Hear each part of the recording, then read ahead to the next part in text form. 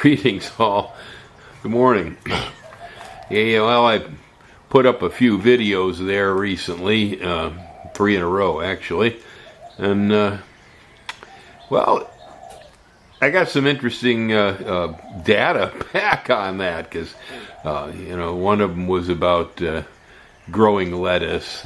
We had some stuff about Earth Day and so on, and then there was also this thing about how now it's some of the worst parcels of property are now becoming somewhat attractive due to pricing here on the islands. Well, it was the video all about land, about purchasing property that got 2 to 3 times the amount of views that anything about growing lettuce or vegetables, etc. It seems like when I talk story about digging a hole in the field to throw a tree in, some people are interested, but if I talk story about buying the field, I got 3 times the people listening. All right, so with that in mind, I'm going to continue talking about land today. Why not? It's all about views, isn't it? Yeah, so in the last one, I kind of leaned on Hawaiian Ocean View Estates as being a site where traditionally there has been lower priced parcels, less desirable parcels in a less desirable part of the state. And of course I got only one comment back from a guy who claimed to have lived there at one time who wasn't very happy about what I had to say, although he admitted that I had some valid points. He says, I just don't think he liked the valid points. Otherwise, I got stuff back from some people who actually are living there currently who agreed with me and said, yeah, you're right on about that. Well, I didn't mean to, lean on Hawaiian Ocean View Estates. It just happens to be, one place I definitely would never live. Yeah, I'd be back in California or Hawaii if that's where I was at. So, but there is no such thing as paradise here. It's a state of mind. It's all in your head. There is no part of the island that's actually really paradise. There are a few places here that are a whole lot nicer than other places. And so I agree there are some places here in Hawaii that come darn close to being paradise. Yeah. Gracie's come to join me. Do a little photo bombing. Yeah, there she is. Yeah, so like I say, paradise, state of mind. This is, in my opinion, probably one of the best places I've ever lived in my life, but, there's good and bad about almost anywhere you're at, so it's always a trade-off. Yeah, everything's a trade-off. There were parts of living in the upper Great Lakes in northern Wisconsin that were absolutely wonderful. There were other parts of it that weren't so good. California is pretty much the same way.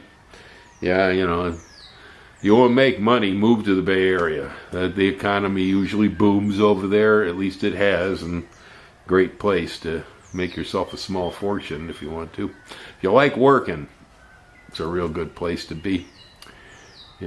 But these days, California, it's not even being way too crowded anymore. Everybody wants to be there and way too expensive. It's burning, for instance. We're burning here too, in the dry areas, because, Hawaii's kind of different in the sense that it's almost like a microcosm of the United States. Because if you go to the eastern side of the United States, east of the Rockies, you have more or less rainy conditions. Frequent rainfall. They grow crops without irrigation in most places. But you go west of the Rockies, and then you got a few more ranges, like the Cascades and stuff. Then it gets generally drier and drier. Yeah, and that's exactly the same thing that the Big Island does. Wet on the east side, great big mountains in the middle, dry on the other side. So, something to consider. when you're shopping for real estate here in Paradise. Most of the island does not have a public water distribution system. There are wells here. We have public distribution of water, but it's really only in the main, along the main highways and in the towns. You get outside of most of the main routes around the island, and there's no water pipes running along that. If you want to get water when you're away from a main, out of a town, then, well, you got a few choices. In my case, I was close enough that I pushed a pipe for 2/10 of a mile down the side of the road, and I managed to connect up to the main at the highway over here, because I'm only 2/10 of a mile off of the main highway, and so it was feasible.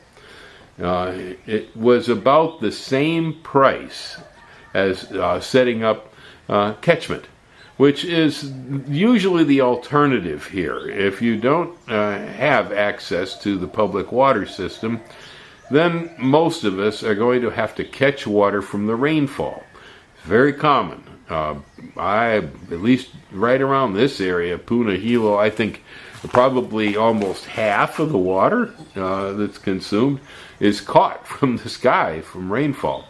Of course, we're in an area where the rain will fall 120 to 160 inches a year. It gets up towards 200 as you rise up towards Glenwood over here. And so that's enough rain generally falling that you can probably run a house off of what falls from the sky. It's called catchment. Those of you who aren't familiar with it, it's very common here. On the other hand, there's a whole lot of this island that is very dry. Kahala, for instance, that's the upper point pointing towards Maui. The western side of Kahala only gets about 6 inches of rain. It's a desert.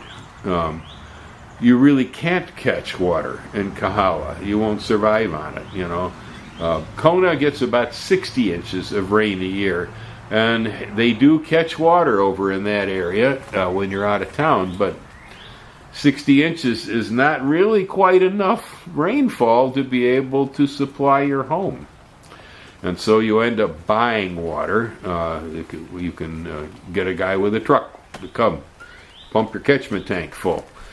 Or you can get tanks yourself, put them in the back of your own truck, and then you can use the county wells. I believe it's no charge. They have faucets over here. You can fill up tanks.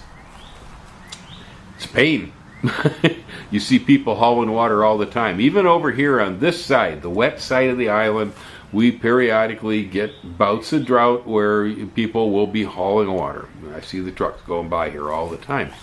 Because everybody that's down this way from me has catchment. The last house with public water is my next door neighbor here to the south. He and I ran pipes in at the same time. And he's the last one. From there on out, all the way down Kapua till it turns and becomes Kapua farm lots, and then also Eden Rock, two subdivisions that are landlocked back there. There's no public water. All water is catchment. Okay? This is just one thing. It's just one thing I'm trying to remind people of here. That, people get the idea that, oh, wow, we're going to live in Hawaii. It's paradise. There's a lot of problems here. And most of what you learned about land and building and stuff on the mainland, here you almost got to do Hawaii 101 because the conditions are so different. Yeah. What you think you know, you probably don't know here. So here's how dumb I was. When I bought this piece of property over here, well, it was, I guess probably about the 5th or 6th one I purchased in my life. I figured, like stuff in the past, I'd drill a well. Yeah, that's what I thought. Oh boy, did I get wised up. I started calling well drillers, and now this is quite a few years back too, and they were giving me quotes of like, $1.5 to $2 million per well. Oh, wow, why so expensive, guys? Well, the lava's made out, or the island's made out of lava, they tell me. It's one big sponge. Every drop of water that hits the island goes through the sponge and doesn't stop going downward until it hits seawater. And so you're at 1,600 feet. You want to get fresh water, we got to drill a hole 1,600 feet down into the island so you can catch what's floating on top of the seawater at the bottom of the island. I go, whoa. They said, yeah, well then see, to do that we need to use a 60 horse pump to push it up from that far down. Your casing is going to have to be a minimum of 12 inches in diameter to hold a pump that big, etc., etc. I said, okay, I get the idea. The wells on this island are the business of very expensive hotels, golf courses, probably municipalities, counties, the state. There you have well drillers. These people can afford to drill wells, and they do have them. That's where my water comes from, is a deep well here in Mountain View that the county drilled. Yeah, it's very different. And so if you get away from the parts of the island where you're getting the high rainfall, catching water isn't really a feasible reality. And, I not to dwell on Hove, but Hawaiian Ocean View over there, that's a relatively dry area. Those people are receiving probably less than half of the rainfall I got here. And as far as I know, they don't have any public water systems running in there either. So, good luck. As you move away from the wetter sides of the island, you really have to make sure that you're positioning yourself so that you're able to access public water supplies. At least that would be my opinion. I would not want to live under 30 to 60 inches of rainfall and try to take a shower every day. You won't do it. Your tank will go empty. Even when your average is 120 inches a year, you can start to get into trouble sometimes. Yeah, it's really true. So, there's just one little thing. Yeah, just one little thing. Small, I guess, but again, when you're thinking about wanting to live in paradise, it ain't really paradise. You're going to be faced with a lot of different issues, and challenges.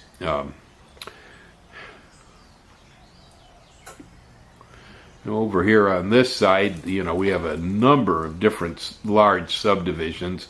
There's Hawaiian Paradise Park. There's Hawaiian Acres. There's Fern Acres, Fern Forest, Ainaloa, Orchid Land. These places vary as far as, places to live and, I think in each one of them, you'll probably find really good spots and spots not so good in each one. Yeah, yes. In general, when you're looking at subdivisions and you're trying to figure out where would I want to live, is this safe, is it crime-free, no, nothing's crime-free here. And trust me, crime is getting worse. It is. I've been around here for a while, and I remember when it was very rare when we reported a murder. It's being reported almost daily these days. Yeah, I won't even go into the possibilities of what has changed and what is causing that, but there's a lot more violence here than there used to be. Yeah, it's not good. You certainly don't want to be in the seedier areas of the island. That's the kind of places where some of this stuff happens. Although, I don't know, this Maku'u Drive over here at the Beach Road, that's a pretty good neighborhood in Hawaiian Paradise Park. But apparently somebody just dumped a car over there with a body in it and set it on fire. They got the guy. They haven't figured out who the body was yet. But, yeah, so even when you live in a better neighborhood, they may dump a car and burn it. That's what happened.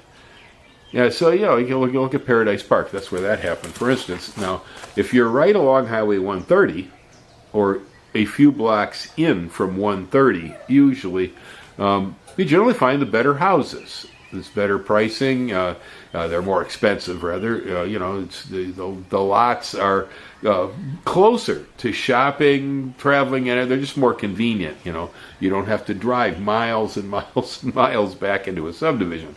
Now, in the case of Paradise Park, it's almost kind of like in that one, the center is the worst part. because if you come out towards the highway, it's pretty good. If you go all the way back, and well, it ends at the ocean. And so there it becomes waterfront property, which is always more expensive here. There's no beach there, but they have the ocean, and the houses along the ocean are beautiful and expensive. And so you go real deep, you got good stuff. The best, probably, you come out towards the highway, and it's pretty good. It's in the middle where you find all the junk cars and the garbage piled up and the washing machines in the front yard and all that kind of stuff, where people have no respect for themselves, you know. Yeah, it's a mix. Sometimes the Big Island reminds me quite a bit of life in California, Palo Alto. Palo Alto was a great example of what it looks like here. Anybody ever been there? You know, that's where Stanford University's at. It's a very affluent town in general. Fancy, nice place, you know, blah, blah, highly educated people that live there with a lot of money, but there's a line. And on the other side of the line is East Palo Alto. Now, East Palo Alto is not nearly as bad as it was when I first saw it. Oh, man, in the 60s, lock your doors, roll up your windows, make sure your shotgun's loaded to even drive through that neighborhood. But these days, I still keep the doors and the windows locked, but I don't feel as threatened as I once did. But East Palo Alto was just a pit, one of the worst, you know, of the ghettos in the country. You know, it wasn't a very big one, but it was bad. And it was right there on the line with one of the most affluent, educated places in the country. This happens, and it happens here too. Yeah, and you'll find them side by side sometimes. Guy come in, spend a couple $1 million, build a house. The guy next door has junk cars all over the yard. You see it. So that's the other thing about living in paradise is get your shoes on, get out, go take a walk.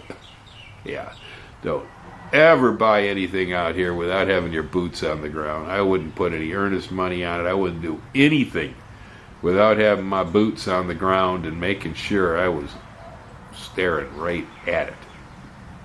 Yeah, I always suggest people bring a shovel with, you know, so you can tell what's under your feet. Most of the time here, it's anywhere from spongy lava to just, wow, some hard rock.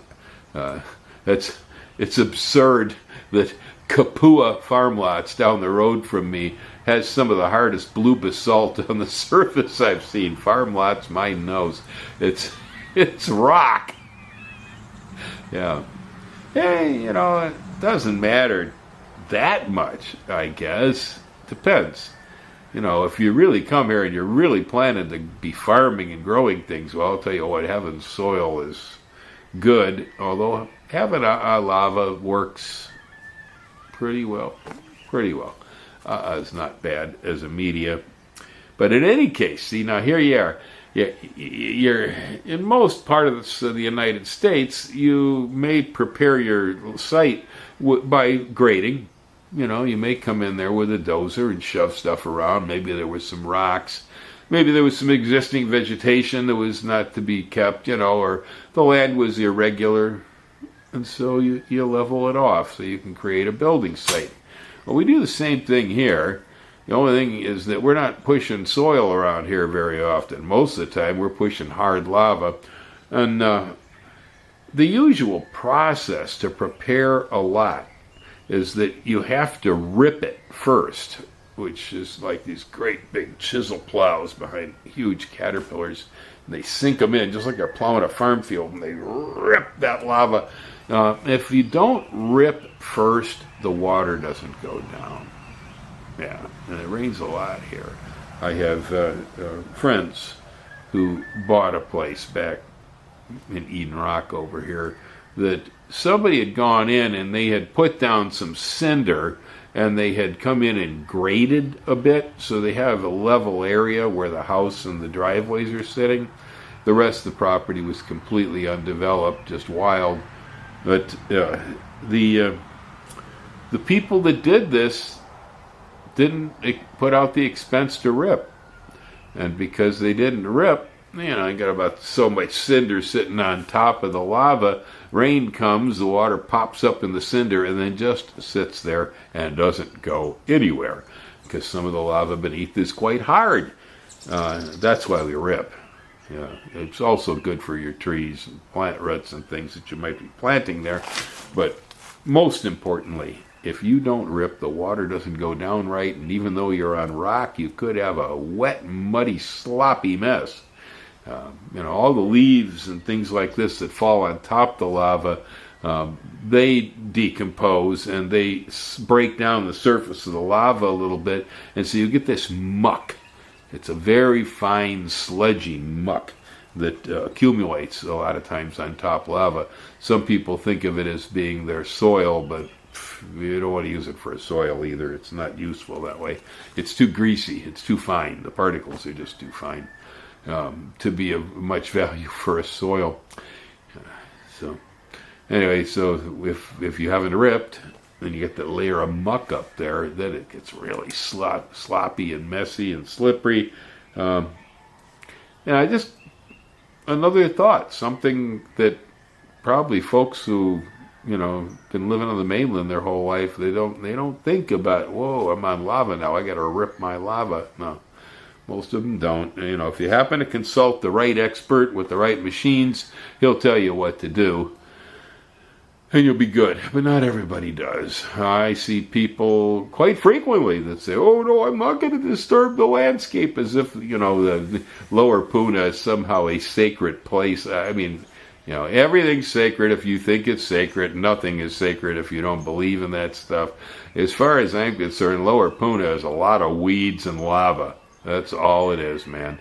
There are very few actual native plants or very few native animals that even live below 4,000 feet on this island.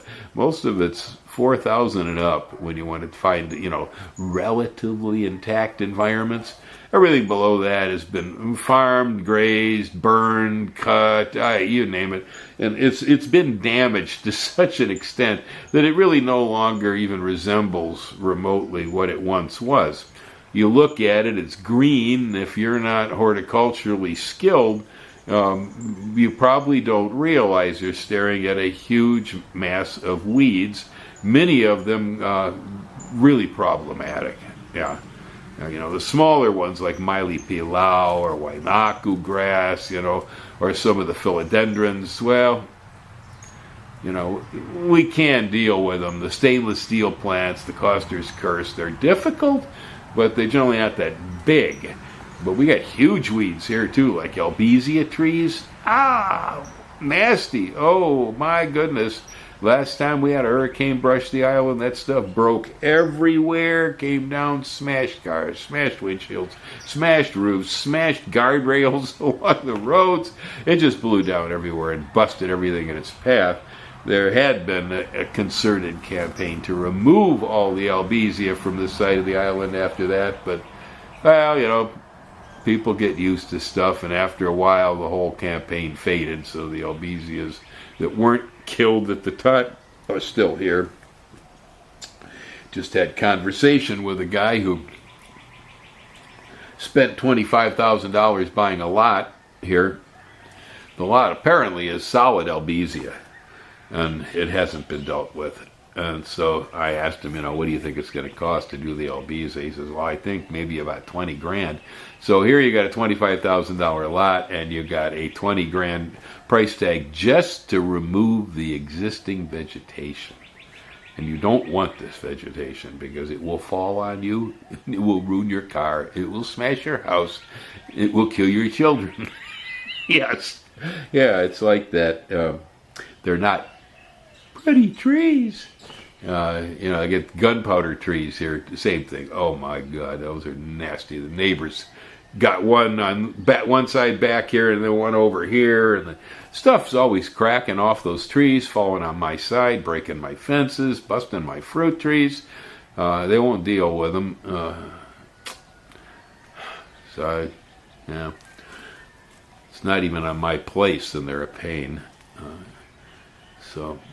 the existing vegetation that you have on a lot here can be way more difficult than you think. And if you're below 4,000 feet, it's a pretty good chance there's almost nothing on that lot that wasn't planted by somebody that's worth saving.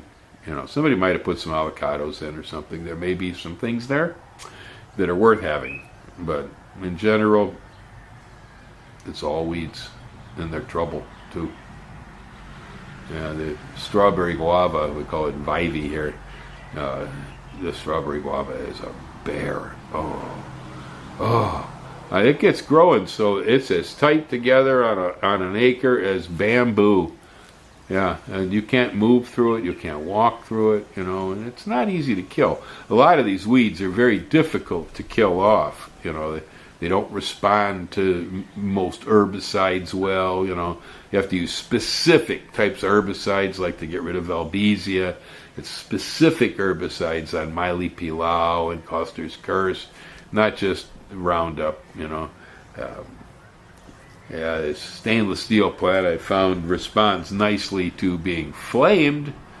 If I burn it with my flamer, this oily, and it seems to disrupt the plant so badly that it doesn't come back up after a good burning.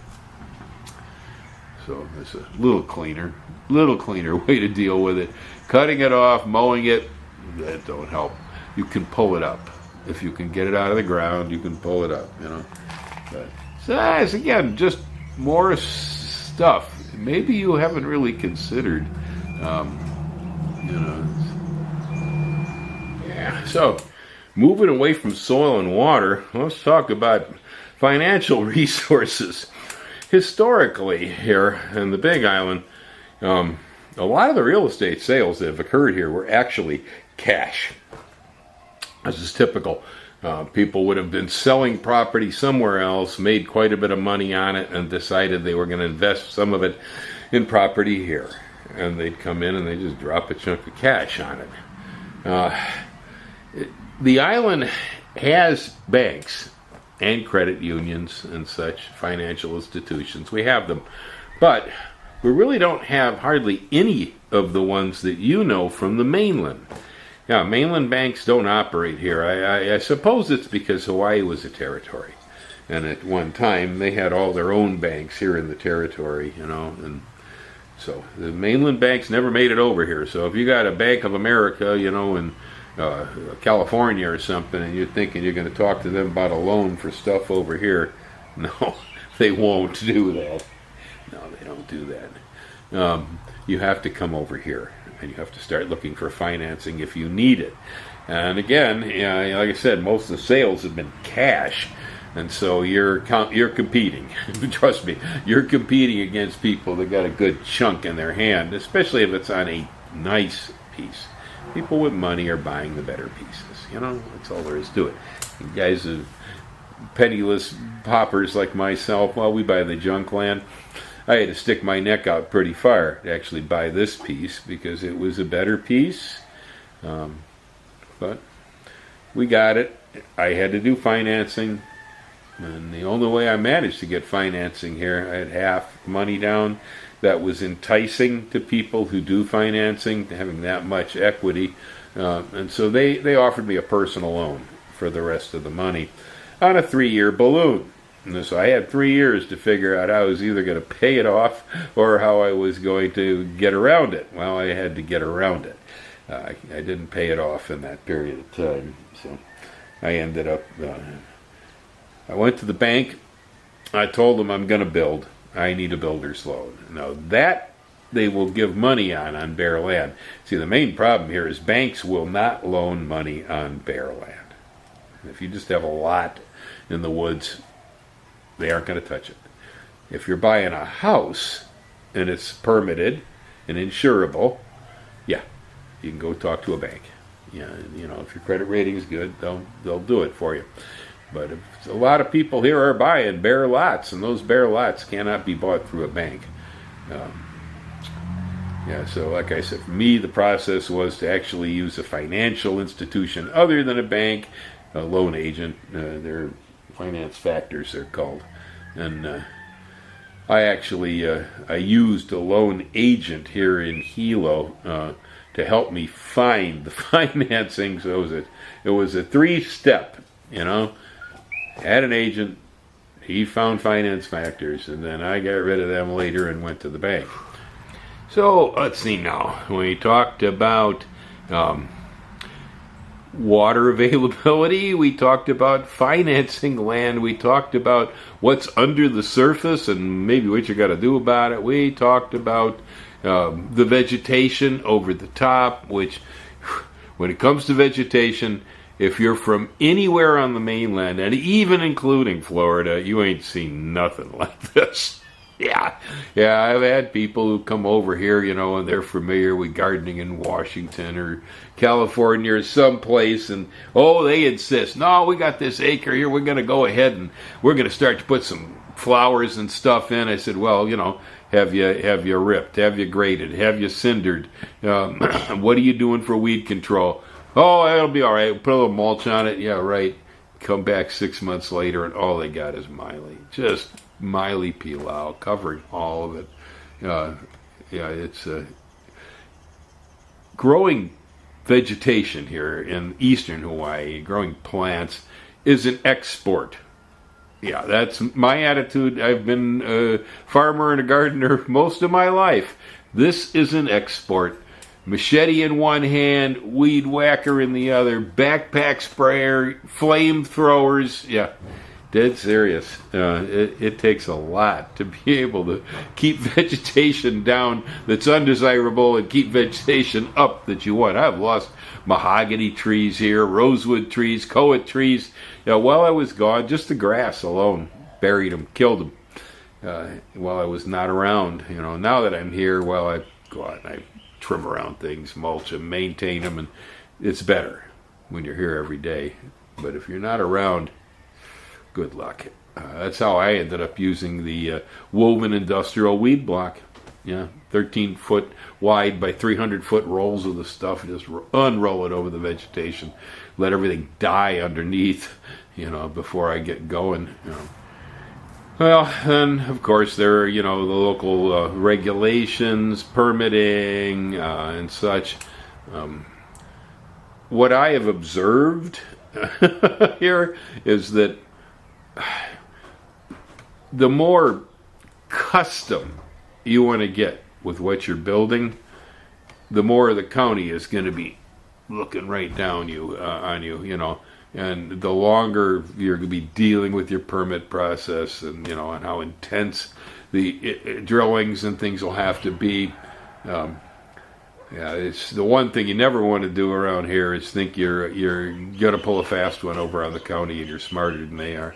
I had a friend of mine who was that way. He always thought he was so clever, and boy, did they run him through the ringer. I'm not even going to tell that story.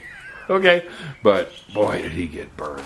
Just a short example is that in my place here, the package home from Hansador, like the electrical outlets and the wiring on the blueprints, we just, some boxes showing symbols for switches and for an outlet, and then just a squiggly line drawn between them someplace that meant, we're going to connect this with a wire going this way.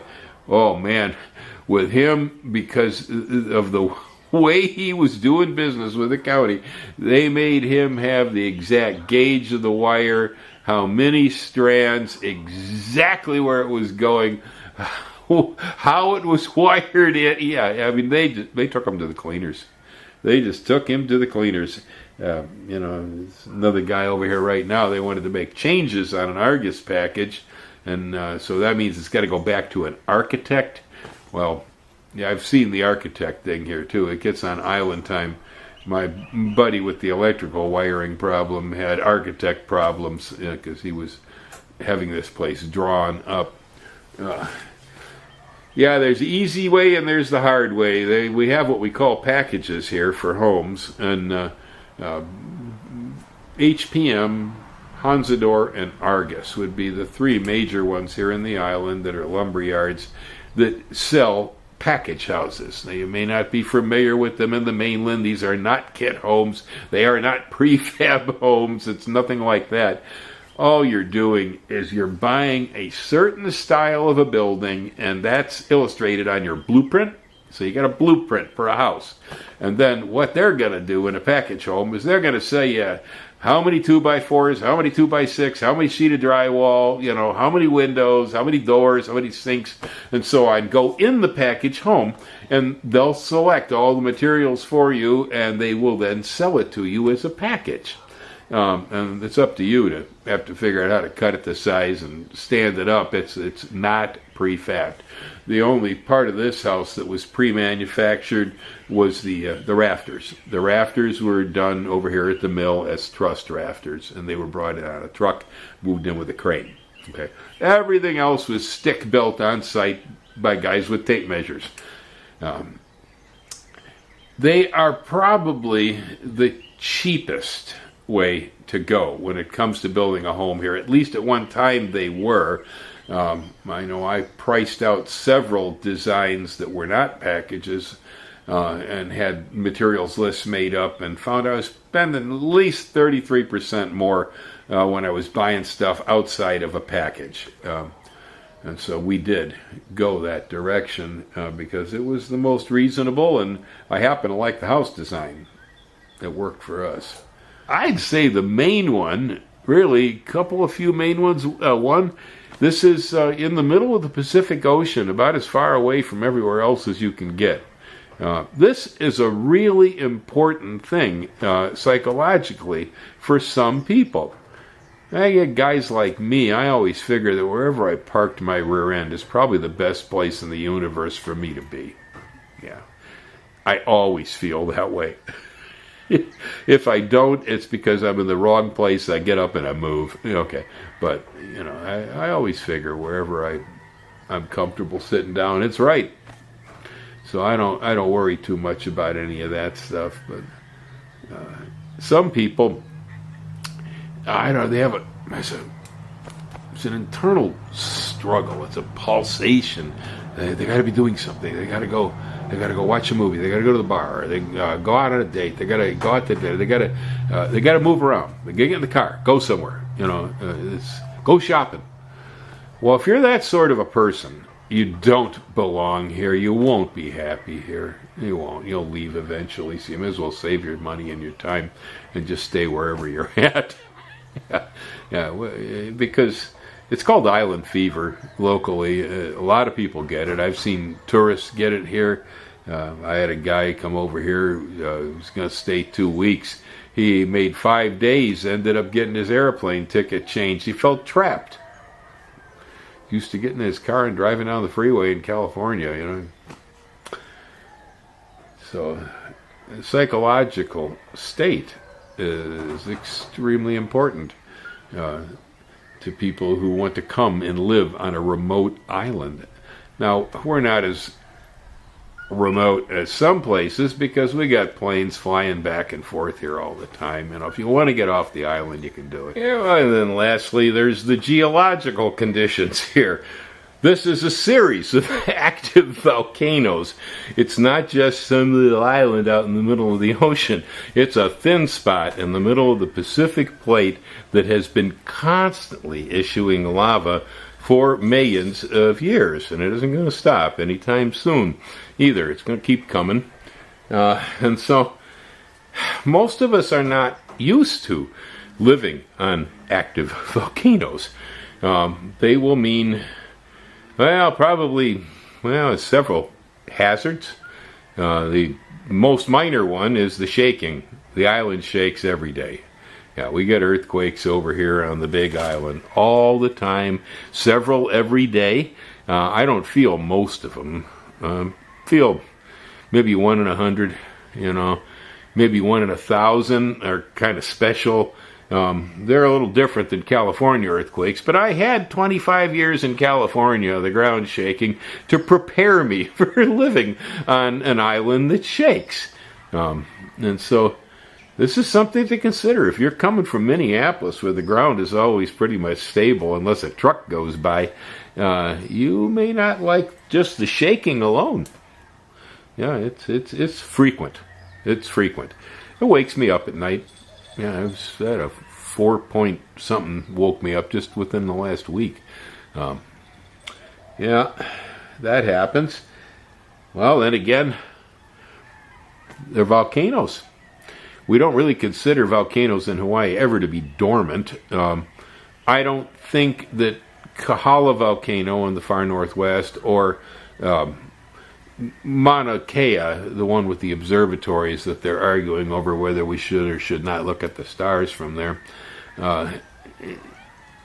Those I don't believe are probably going to start erupting anytime soon. They may be, hopefully they're permanently asleep. But you got 3 others here, Kilauea, Mauna Loa, and Hualalai, that do erupt, have erupted in recent history. Hualalai is the largest gap between eruptions. It's usually about a 200-year cycle, and we're, I don't know, a good 20-some years past that. And so we're ready for another one. Now, as you come in and you land in Kona with the airplanes, and you come down, you look around you, and it's all black lava where the airport's at. It's hot black lava, and you wonder, oh my goodness, is this what the island looks like?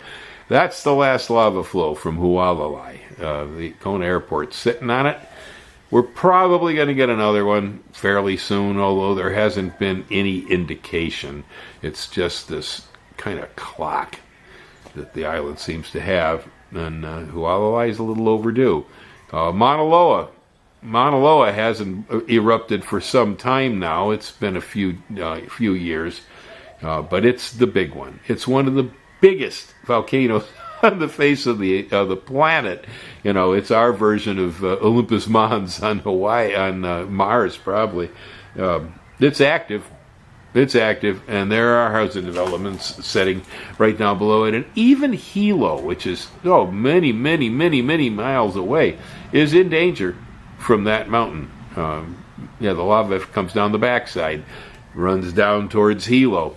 My grandfather in the 1950s, when he was here during a Mauna Loa eruption, swears he will never go to Hawaii again. He don't like volcanoes. You may not either. I know most of us find a state of nerves. You don't have to get your house overrun with lava, to have a state of nerves here. The islands are divided in lava zones. You can look all this up, and 1 and 2 are really, they should be just out of the question. People live in them. Why? I don't know. They're more gambler spirits or something than I am, because sooner or later you're going to lose. The casino always wins. The island always wins when it comes to that. But, Mauna Loa is getting ready. But then again, Kilauea never stops. And Kilauea isn't just a volcano. It doesn't even look like a volcano from classic sense, like Mount Fuji. No, it's just, they call them pu'us. These are the little cinder cones, little volcanoes. It's just a series of pu'us that go from the very southeast corner of the island all the way up here into the national park behind me. They're mostly to the south of me here, and they periodically, Pu'u'o'o erupts, and that almost did in Pahoa. A brand new fissure opened up down there in Leilani, and destroyed parts of that subdivision, and so forth.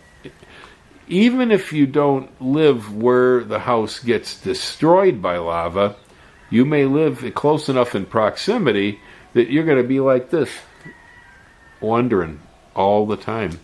Yeah, so many people have moved up to this area since the last 2 eruptions because they just can't take the nerves. It's too nervous. That's the main thing. It'll stress you out. Whether you get hit by the lava or not doesn't matter. And then, of course, closer you are to all of this, then there's the air. We got to breathe. Air is really important to us. And near a volcano, air is not breathable. And so when you're near an eruption, you're going to have what we call VOG. Now, I had somebody ask me the other day, what is VOG? I never heard of it. It's volcanic emission. is what it is. It's mostly SO2, sulfur dioxide, mostly, but there's other things in it too. Anyway, it's unbreathable. You'll choke on it, and it's pervasive here. The fog in some areas can get so thick that it kills vegetation. It gets so thick that people can't breathe the stuff. I've been in a situation where even with wearing a mask, the proper industrial type for this, I had to leave because I was beginning to burn from it. And so if you live too close to it, it's no good. Then there's the laze, L-A-Z. That's where lava pours into the ocean and then creates hydrochloric acid and strands of glass wool. So you get glass particles like fiberglass that float through the air on the breezes in a cloud of hydrochloric acid. People during the Leilani eruption that I know not too far from here ended up having to wash their roofs, their gutters, and flush their catchment tanks because they were so full of glass from the laze that the water couldn't be drunk. All things you may never have thought about while moving to paradise that make paradise look actually a living hell if you're in the wrong spot. If you're in the right spot, it's a great place to live. I really like Hawaii. I don't recommend anybody else ever move here. Actually, I'm warning you. I'm not a normal guy. That's all there is to it. And so I fit in pretty well around here. I like being here. Most of the problems of nervousness over this I don't have, Well, we were very careful. I had a huge list of parameters when we bought the place here because I had bought several parcels in the past, and I had thought that I didn't research what I was doing enough. And I was being too impulsive. Oh, I like the looks of the place, it was on a river, and so I bought it, even though it had other problems that maybe were really hard to deal with. Some of them were almost impossible.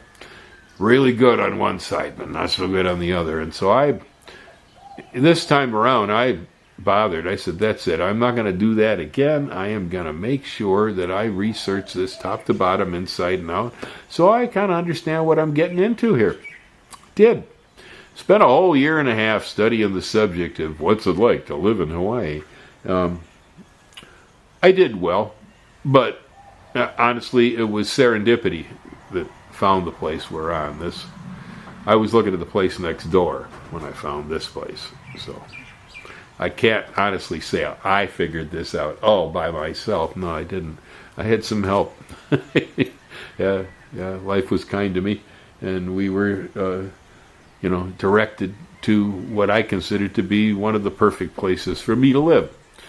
But when I look around me, I see where other people live, and, well, they don't have things so good as we do. I mean, right here on this island, even it's down the road. Yeah, this spot is special. It was really good. It's a really good spot on the island. There are other spots like it, I'm sure. And there's a spot maybe for everybody who needs one. I don't know. We got under 200,000 people here on the island. Last census on 4,000 square miles. That's pretty reasonable population density. It's enough we got people. It's not enough we feel crowded. I would personally wish it'd stay that way. Yeah, I wish people come over here, look at real estate and go, oh, that's too expensive. Yeah, I can't afford that. Unfortunately, what that will do is then, of course, it gentrifies the island. Because if only the rich can afford to buy what's here, yeah. So, yeah, we'll see. But since you guys were hitting that video about land here with such a vigor, I thought I'd move away from Hove and kind of focus more towards the eastern side here. Alrighty? Aloha. Y'all hang loose.